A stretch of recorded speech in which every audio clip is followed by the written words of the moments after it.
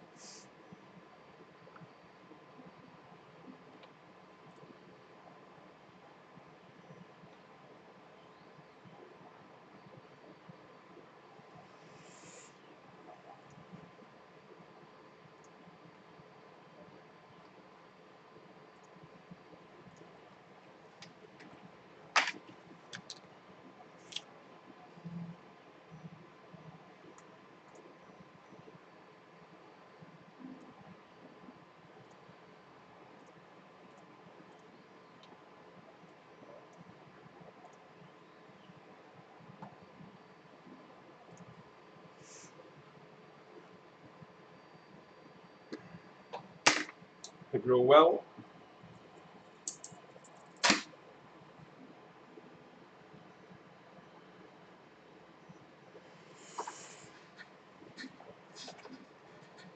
So cool. We're going to go into some topics today around about filament drying. We're going to go into some different materials, how long we should be drying them for, and why. And then we're going to look at a few different machines to see which we can make various changes to get a better result.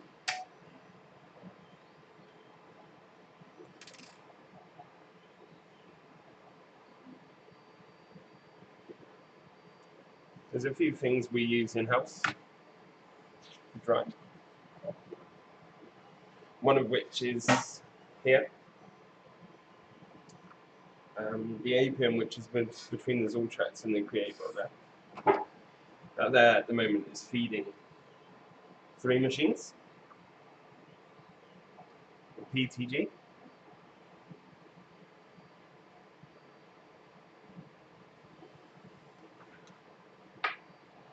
This gives us an added benefit of keeping stuff dry during printing. Hopefully my volume's a bit better today. Let me know if it's not.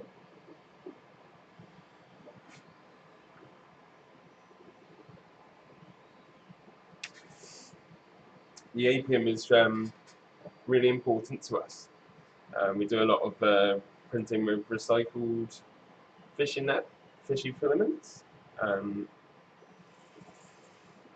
It's very important during this printing process that we use this. A lot of the glossy finishes that we get during printing with this stuff is because we are able to keep the filament hot during printing. We find that as a considerable advantage over the print drying.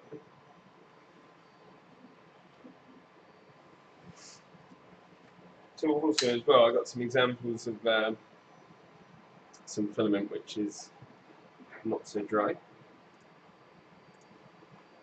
Yeah.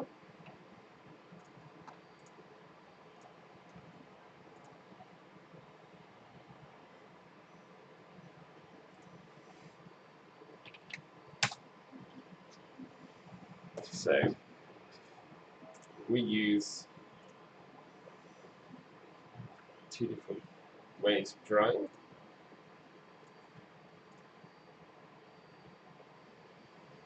A big cabinet dryer,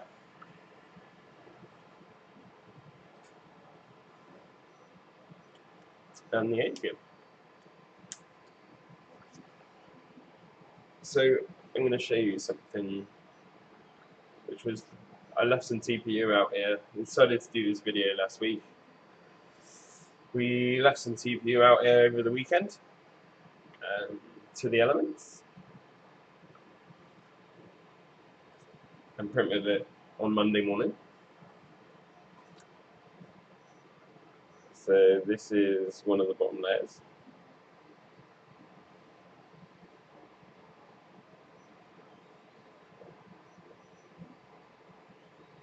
So moisture has affected this quite considerably. So I put it into our large cabinet dryer, which removes humidity and heats everything up to 40 degrees. We keep everything in there on a day-to-day basis. All the filament in the farm. And I printed with it yesterday. So this is the top surface finish with the same TPU.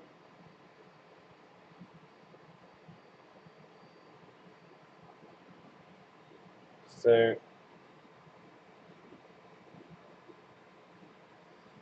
the results were improved.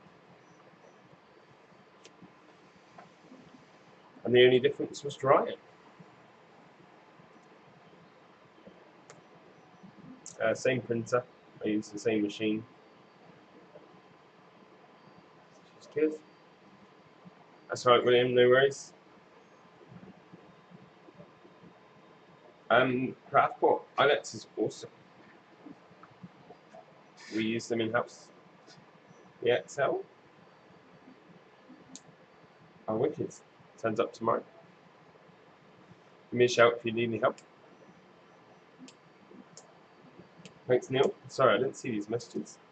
They come up in my chat somewhere.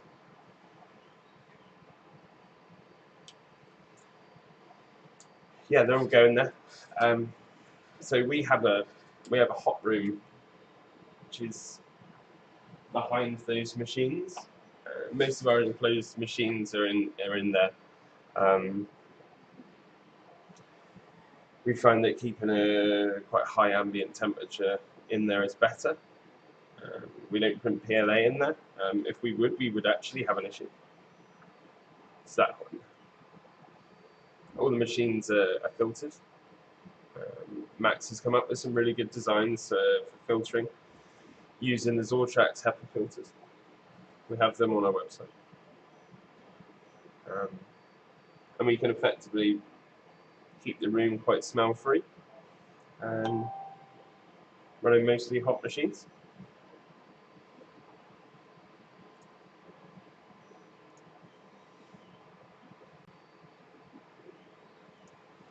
So William, while we're there,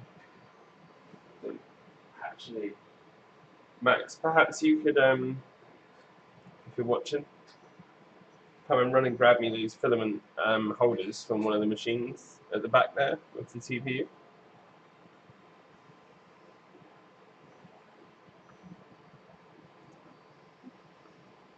We'll go through. Hi Mike, how are you? Okay? You're good.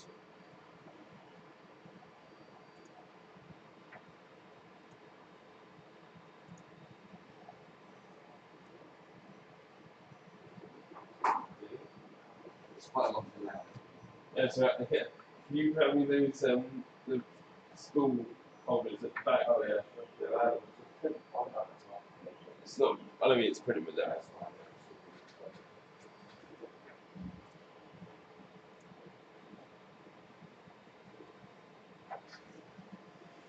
Yeah, so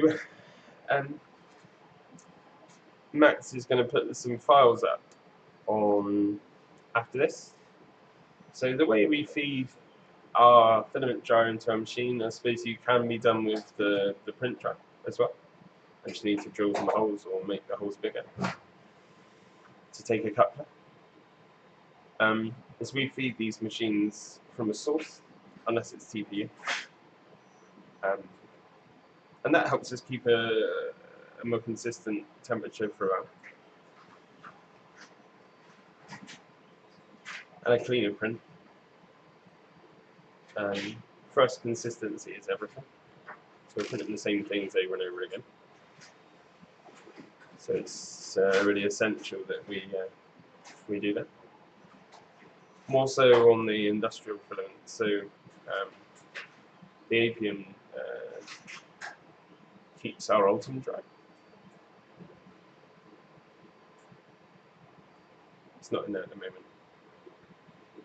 The PTG would be annihilated, but the Ultim's heated quite considerably to get the moisture out.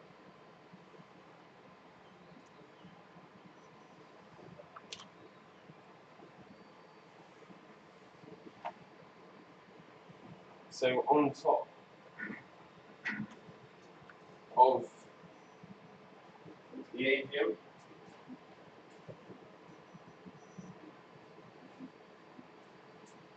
here.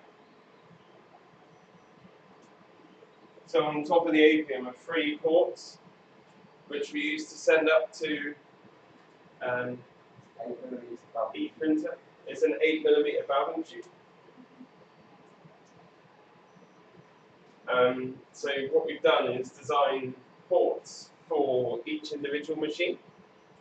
So we've got on the handle on the Creatbot, we designed a plate to accept that tube, just like we have on the Zortrax on the rear of it before the sensor, and on the Craftbot, we designed a new arm which can take our tube. All of which Max will upload afterwards. It means we can draw from that location. There's 3 outlets on the dryer, so you can go various different machines. We even sent 2 filaments down one tube once and split it up to go into a Craftbot for the IDEX mode for fishing, which is really interesting. Which worked really well. So it could be, you could have 4 thinner spools feeding from the machine, which is definitely quite handy. Inside the Apium, they're really thick walled, so the temperature stays quite consistent. There's no need for any sort of sats or air circulation changing. Magic. We've been using it for about 4 months, 5 months. Haven't really had turned it off at all. It's generally been on ever since. We try not to over dry filaments, so particularly with fishy filament, you can put a bit of a yellow stain or a burn into the filament if you keep it in there for too long. Just much like you can affect filaments like PTG or ABS if you cooking it too long. It's all about the glass transition temperature. So you're all about drying your filament just below the glass transition temperature. So most reputable filament manufacturers will give you a tech sheet, which will tell you this. PVG we do between 50, 60. Nylon we do at 70, 80, 90, depending on the spool.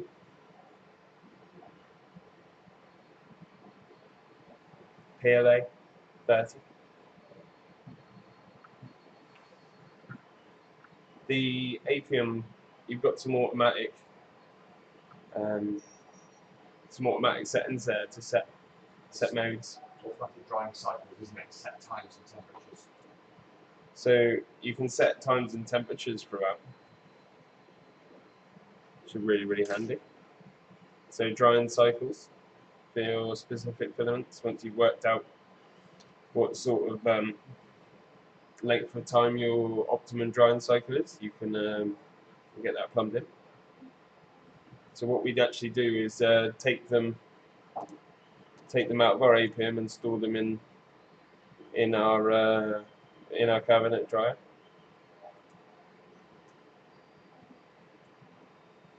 This helps us monitor how much they're exposed to humidity.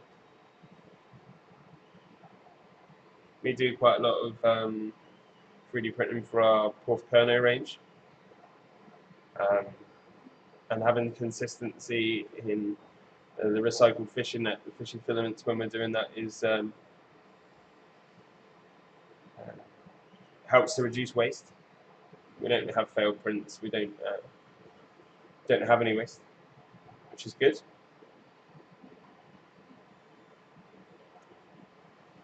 So in TPU temp, we sort of dry at about 40 or 50. If you want to go too hot, so they'll end up sticking together. But have a look at the technical data sheet of the filament you're using. I think it was eSun, really, I think you were using. We can have a look. Let's have a look. eSun.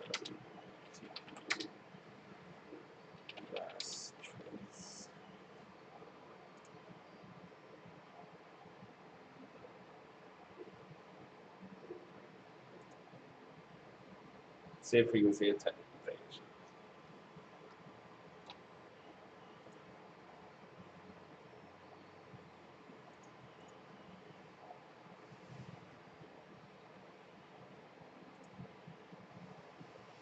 I expect 40 would be a good place to start. So, for duration, you need to usually have TPU in for about 12 hours.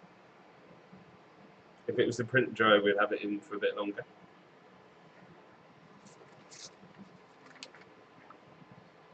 It really does take some time.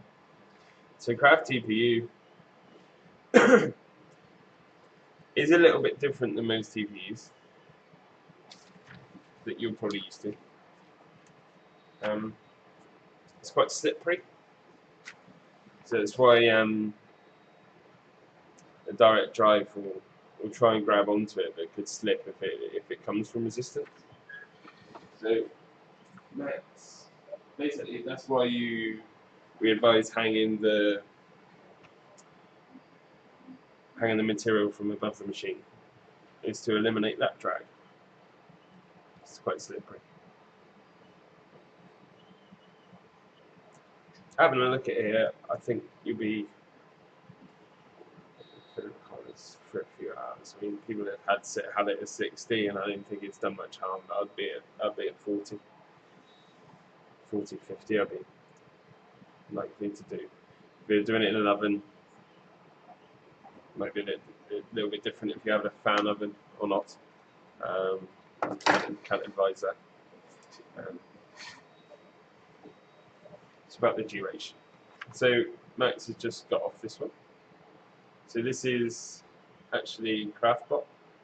Designed this a while ago when we were looking at TPU and how to print it.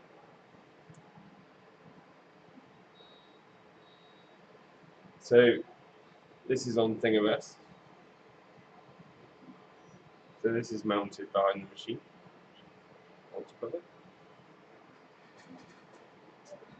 So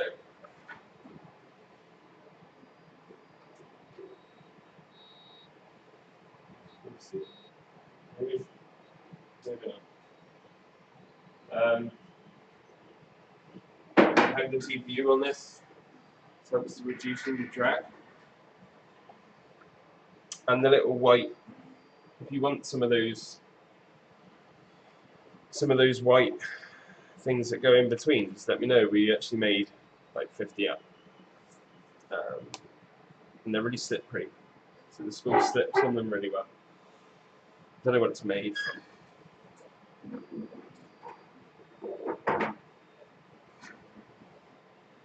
They're really slippery. So the spool spins on it really freely. Yeah. Every spool we open, we dry. And to be honest, I'd go to say most filaments. We're looking at controlling the atmosphere. Depends where you print it. But you want to be controlling the space you're in. It depends how much you're using, how many machines you're using. If you're printing high temp materials, then the last thing you want is a print failure, because it will cost you money. And filament drying is the key to having good quality, high industrial temp grade material printed. 100%.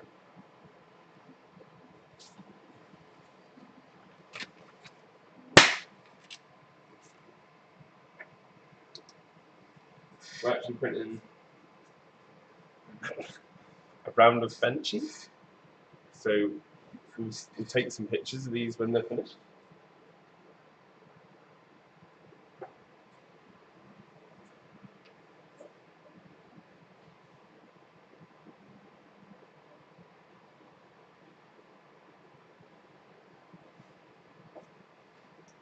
So yeah,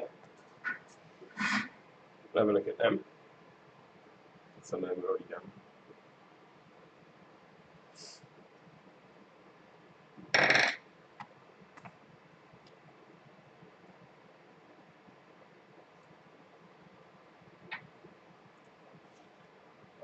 No, you can.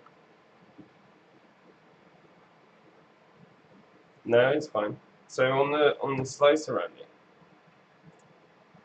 you can actually do this. Just sort this out on that.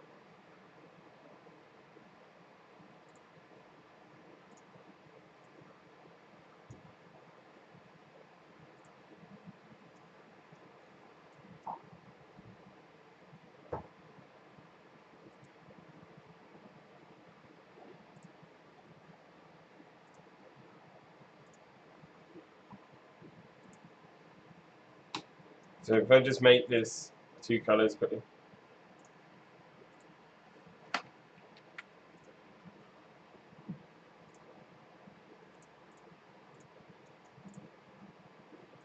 So when you're selecting in multicolor,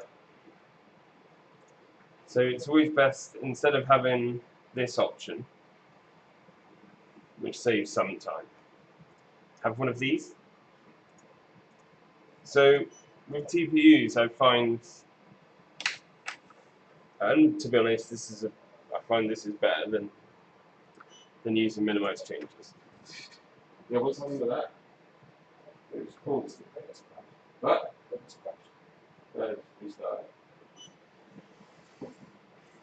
It's always best to minimize changes most of the time, but head 1 and head 2, this can sort of separate them.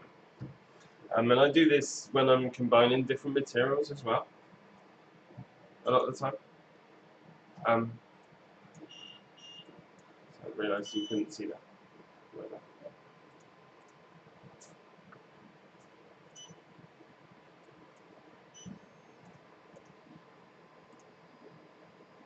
So, yeah, you can separate them by head 1 and head 2. These options here.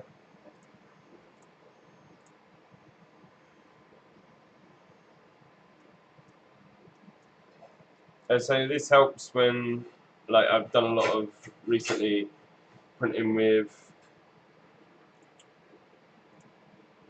fishy filaments and carbon fibre and different size nozzles, different on different sides,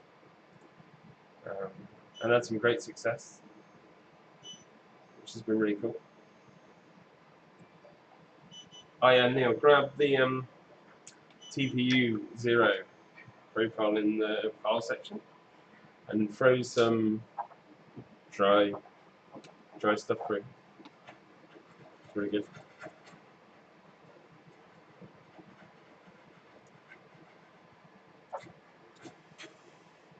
Yeah, it's good. Give it a go.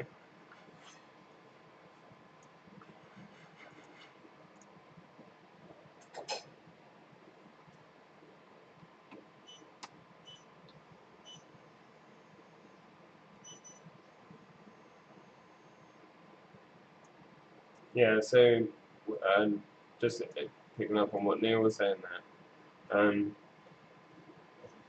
So filament and TPU is great, and you'll always get better flow when it's hot, but you'll get a better print quality when it's on its edge of not coming out of the extruder, like he's saying. You get less using fingerprints. We can look at we have a look at that. So let's have a look at a printer here we're doing at the minute. You get CMAX.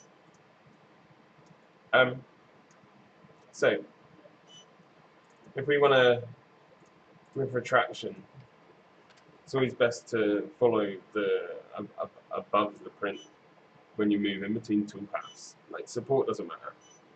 Support to support. We don't mind if we get a bit of stringing. But we don't want stringing between our support and our print, or our print and our print. That's pointless. So let's have a look at some changes. This is Simplify 3D. Just see how much one box tick makes.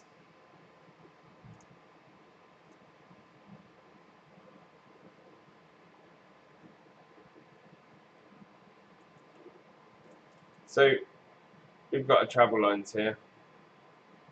Okay. So we can reduce that. We don't need that. And not everyone, I see this tick. I've seen some profiles that people have put up, and everyone's got this tick, so it must be not so obvious. So if we go into advanced at the end, and we use this,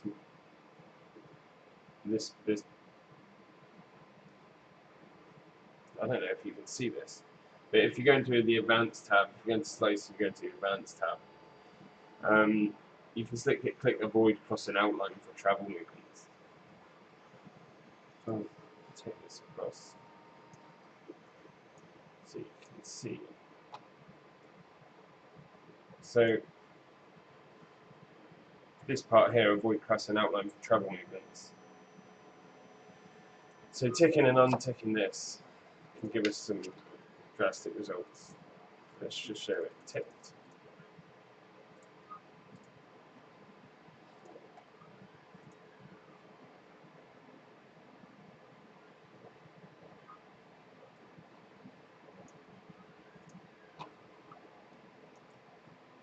So what we've done is, you can see from our travel lines still, that they're traveling along the surface and the outline of the print. And we've still got some travel lines between our supports, but it's not what we're trying to save here. So we end up with a cleaner print overall, which is what we're all trying to do.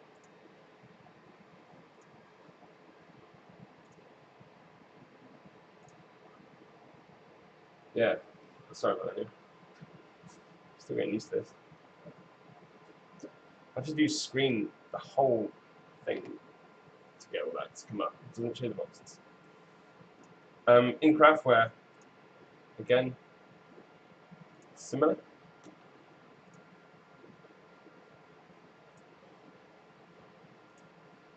similar tab, the same tab, just slightly differently named, is here.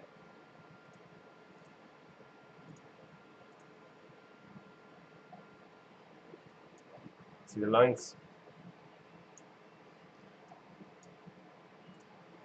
Okay.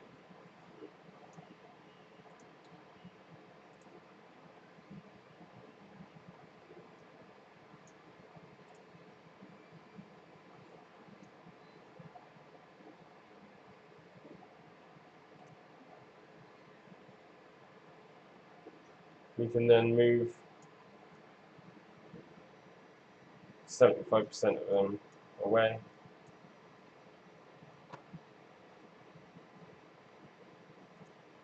If we come out of dual mode, like pointlessly,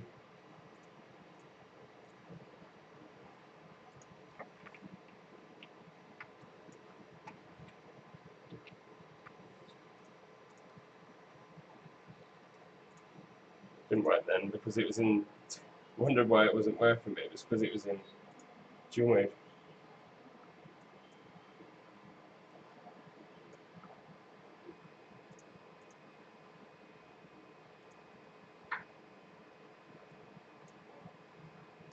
So now we've got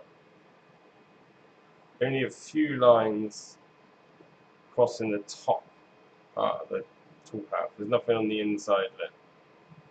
So there's nothing to smudge any of your writing up. But remove it,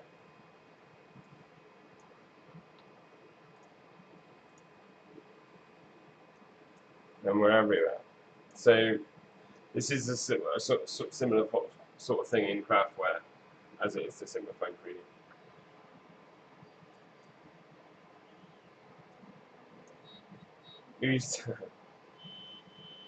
Yeah. Sorry, which bit didn't you see, William? So this is in Craftware. It's here.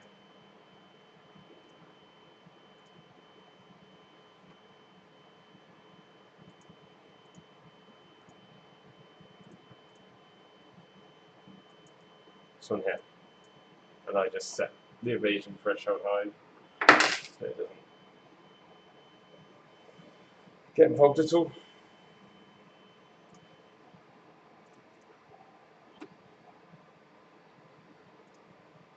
It's really handy that, and you can trim it around when playing with the above parameters as well, and playing with the threshold. Yeah,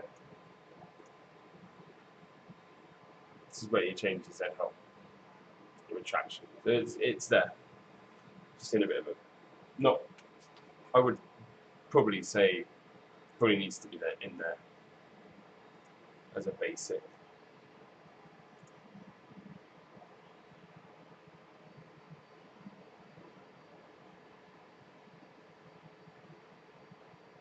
So you can change that here.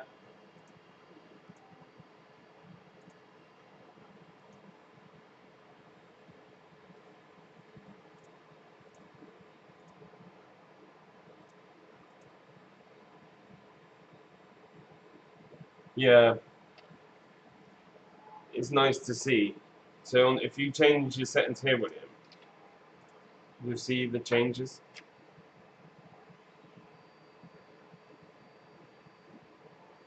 And also, a good little tip me and Max sort of explored is using the drawn order to get a bottom layer on writing. So like a benchy, you can play around with this the drawn order of a benchy to get the writing to come up better. Craftbot does it a little bit slightly differently. So you can change the drawn order to get it a bit more like Simplify Creating.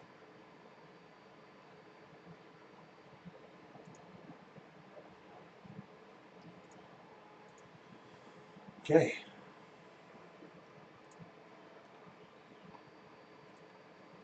So we're looking at different materials and how long they're drying for. We covered some aspects of how long they should be drying, and what type of filaments. We'll upload all the the attachments of the printers that are behind me to our print club. So you can grab them all there. They're really handy. The one for the Craftbot is quite easy to print, easy to attach. You could have it with a filament dryer mounted next to it or below it. I think Steve released some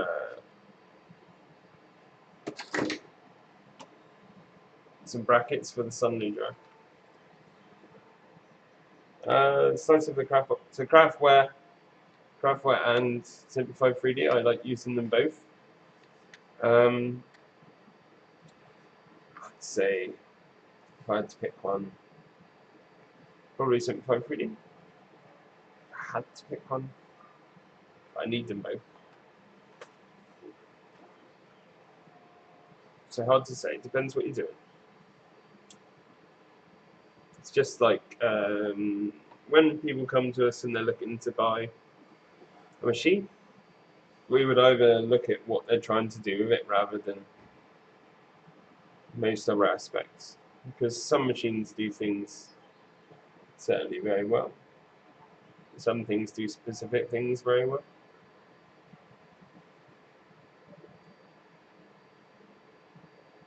And the slicer sort of is built around the machine, you know. So we've released a lot of profiles for the Craftbot, and that's helped it print well. But that's not the case with all other manufacturers. So you've got a toss up there between how much you can involve your experience with the machine and what you can get out of it as a user.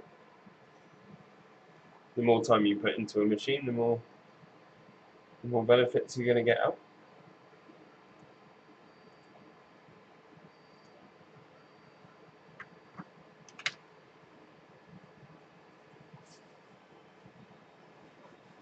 So the Creatbot there is what we do a lot of our farm Ultim printing on. So that's usually hidden inside the other room, printing mostly Ultim, and fed from the filament dryer majority of the time. We also print at the same time as that. We print fishy filament in there as well.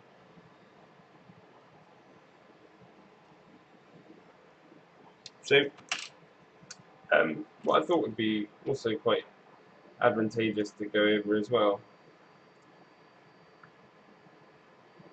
is I'm gonna upload a profile this afternoon to Simplify 3D of, I'll add this as a new scene. We've done some work creating a profile on Simplify 3D. You do? No. We did some work on Simplify 3D, creating a profile where you could use 0.4 mil on the left and 0.8 mil on the right, which we're going to release this afternoon. So you can have a little play with that.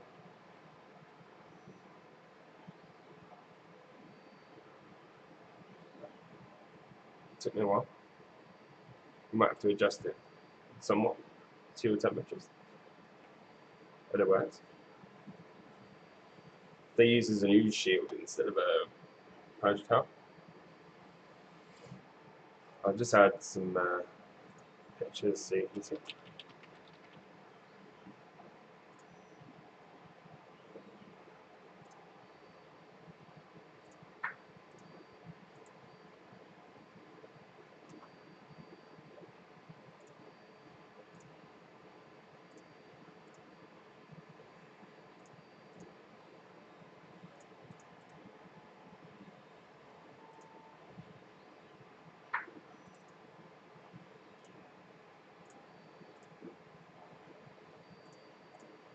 Right, sorry about that.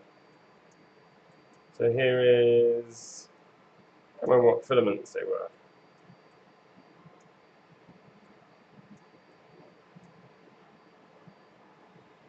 They were, it was green Filament. and purple filament, if I remember rightly. And pretty nice. I was quite impressed. We've got the print. I'll upload a picture of the print after. It came out really well.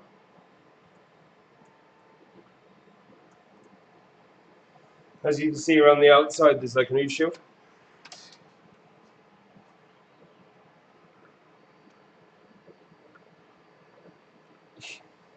Randy, you've got a lot of machines then. Fantastic. So yeah, you don't have many enclosed machines then.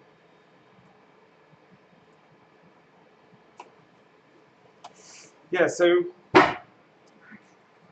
sort of profiles for this we'll put on afterwards. You can have a play around with that. It does involve changing some nozzles. You do get some nozzles with the machines when you buy them. We did have delivery today of lots of parts and some steel nozzles. So if you do need anything, then just give us a shout. It's all in stock.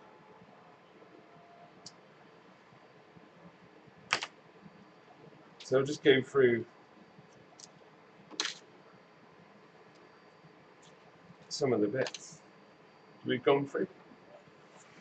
So filament dryer generally, I think you'll see from some of the examples that we've shown already, can be really handy.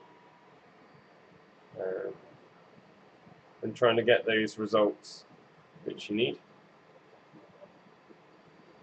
And there's various ways of doing it.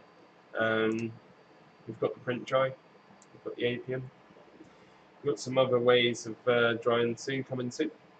So if you want to know more, then drop us an email. We will have some more options soon. We've got some there's some sales on filament coming up next week. Keep an eye out for that. I'll put a post up on the Print Club. We've got a big delivery coming in. What I'll do is I'll profile a lot of the filaments that we have there, and then you'll be able to get a discount on them. And you can download the profile for them in the file section.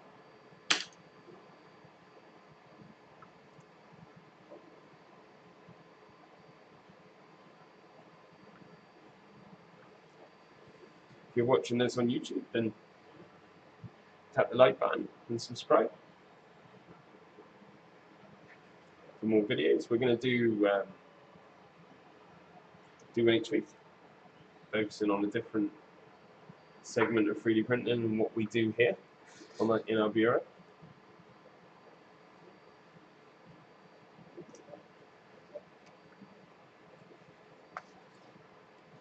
William, did you see the? You have to watch it back. Hold up the designs for filament feeding from the back. So you'll have to grab, look through and grab that. There's some files on Thingiverse for it. Type in Craftbot flow. Right down at the bottom. It's one of the first ones uploaded for it. Max is uploading some stuff to the Print Club now, so it'll be really good.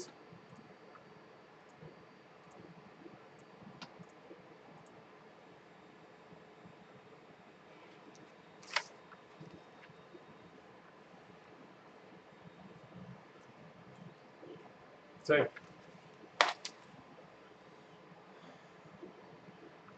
thanks for logging in, guys, and asking the questions. Oh yeah, it's cool. I'll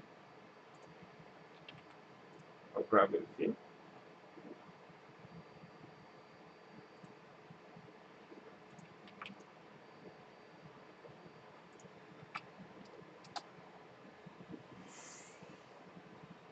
There's a link there. Alright, I didn't realise it was it didn't say that it's not streaming on there at the same time, but cool, we're just getting used to this as well. hopefully, any ideas you want, any specific things you want to know for next week, let me know. I sort of have a look.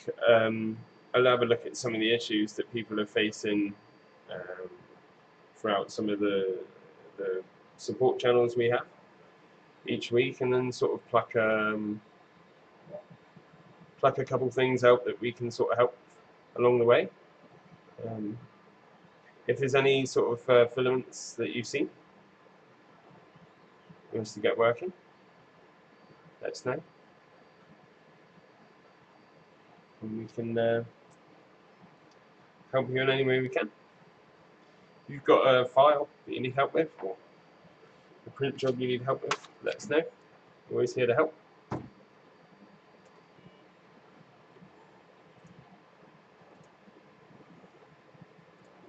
And thanks for continuing to like and support and post pictures in the print club, guys. I really appreciate that. It's getting to be quite a cool little positive community, so I appreciate that. And I've already seen quite a lot of our customers even helping each other, so I think that's a great thing. We're all in this together. Please let me know if you need anything, and yeah, see you next week. Give me a shout if you need anything in the meantime. I'm quite easily approachable on the club.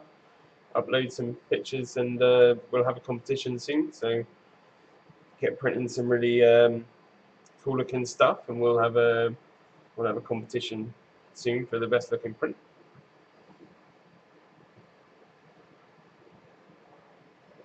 Can't see why that's a bad thing.